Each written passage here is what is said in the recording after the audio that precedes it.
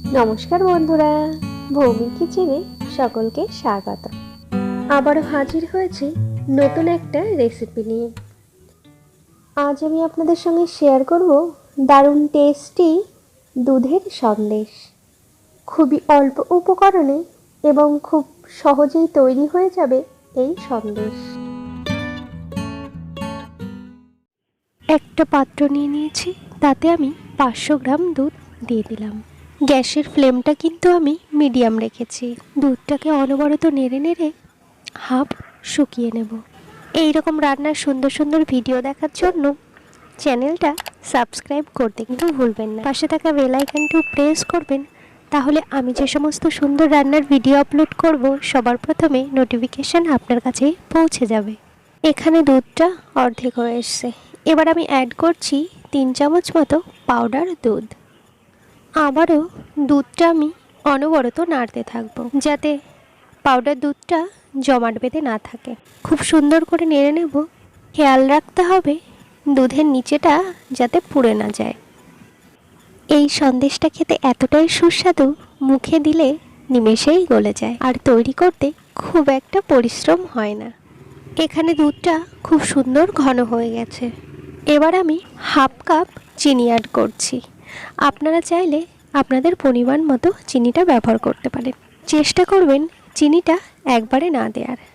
আমি এখানে দুবারে ব্যবহার করছি।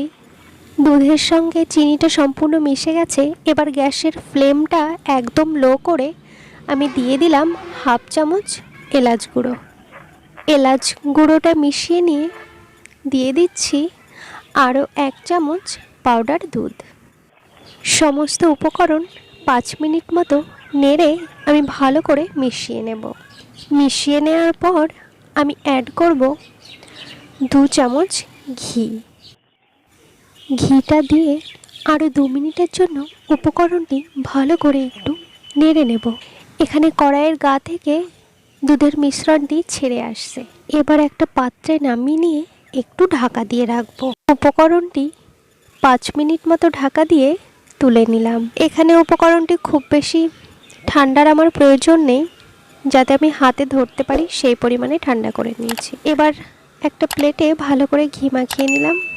এবার যে সাঁচে আমি সন্দেশটা তৈরি করব, সেই সাঁচ দুটোতে আমি ভালো করে ঘি মাখিয়ে নিচ্ছি, যাতে দুধের ওই মিশ্রণটি লেগে না যায়, খুব সুন্দর উঠে আসে।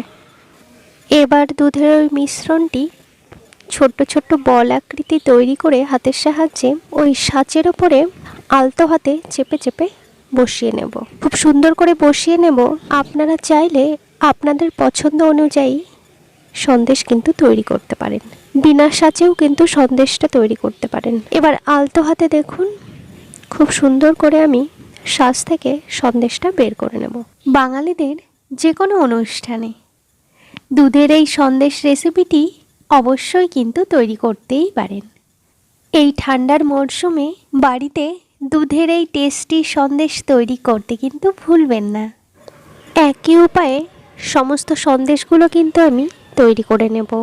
সমস্ত সন্দেশগুলো তৈরি করার পর 20 মিনিটের জন্য রেস্টে রেখে দেব। সন্দেশগুলো সুন্দর কিন্তু টেনে যাবে। তারপর আপনি চাইলে সুন্দর করে কিন্তু ডেকোরেশন করে নিতে পারেন। ডেকোরেশন না করেও কিন্তু পরিবেশন করতেই পারেন। আমি এখানে কিশমিশটা দিয়ে ডেকোরেশন করে নিয়েছি। তাহলে বাই বন্ধুরা, রেসিপিটি ভালো লাগলে কমেন্ট করে জানাতে কিন্তু ভুলবেন না।